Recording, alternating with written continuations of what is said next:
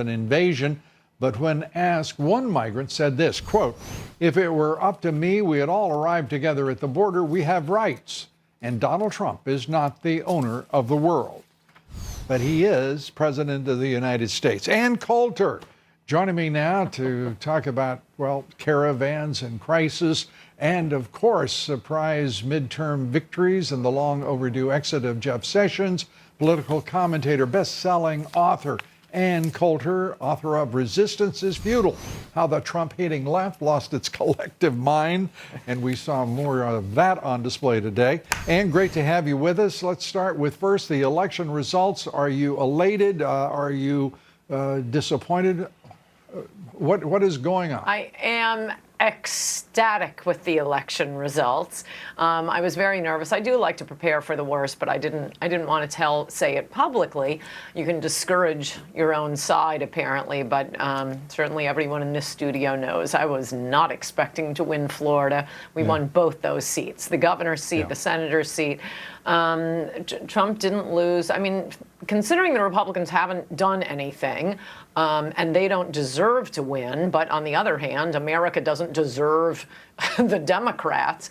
Yeah, of course I was terrified. You know, the caravan, you were just showing the pictures of it, it reminded me, what do you think if we took a referendum, just, you know, everybody in America can vote. Do you think all the poor people of the world have the right to move here and you have to pay for them? How do you think that would go over? How about a referendum on anchor babies? If you can sneak past Border Patrol and drop a baby, that's it. That baby is a citizen. And we're going to pretend it's in the Constitution. Or sanctuary cities. Why don't Republicans force Democrats to vote on these things? Who cares if we lose? And by the way, I don't think we'll lose. Make them vote. You're supposed to force the other side to take embarrassing votes. Republicans did none of that. Well, you know, we don't have the wall, so we didn't really deserve to win. But I give all credit to Justice Brett Kavanaugh. This is one of many services he has performed for his country. I think that's what was in people's minds, because it is spectacular that we only lost one Senate seat. And footnote, who was that? Oh, one of the signatories to Marco Rubio's amnesty bill, Dean Heller. I'm not particularly sorry to see him go. And then we flipped 4 seats. So for a net loss of, am I going to get like a second net question gain here of tonight, 3? Or not? I was just concluding when you interrupted with that point. Well, forgive me for doing so, but we are constrained by time. And I do want to get you on record about this president now facing a scornful, resentful, and obviously evil-intended Democratic leadership that's about to take control of the House. Do you think he'll find much of a difference between them and, say, Paul Ryan? Well, what I'm truly hoping is, with the president unable to blame a Republican Congress for not building the wall, he'll remember that, oh my gosh, I'm the commander-in-chief. I have all full authority to build the wall. I'll just do it, which he should do. That would certainly guarantee his reelection.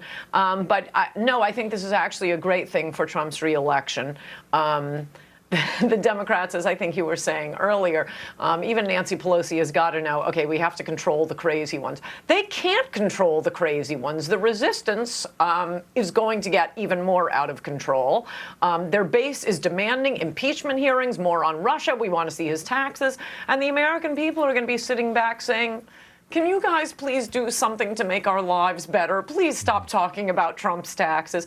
No, I think this is going to be very helpful to Trump, and as unpleasant as it is, as I suggested in my column today, he just ought to think back to how unpleasant it was for Brett Kavanaugh to be accused of gang rape, because that just guaranteed we flipped 4 Senate seats. I know you've got a lot to say in that direction, but we're at the end of our time, and I appreciate I was again you. right I know at you the were conclusion. going to give us just a scintillating wrap up there, but you have a unfortunately I have sense to of provide when I'm that coming service to now. the end. You got it. Thanks so much. Ann Coulter, and this is The End. Good to have you with us.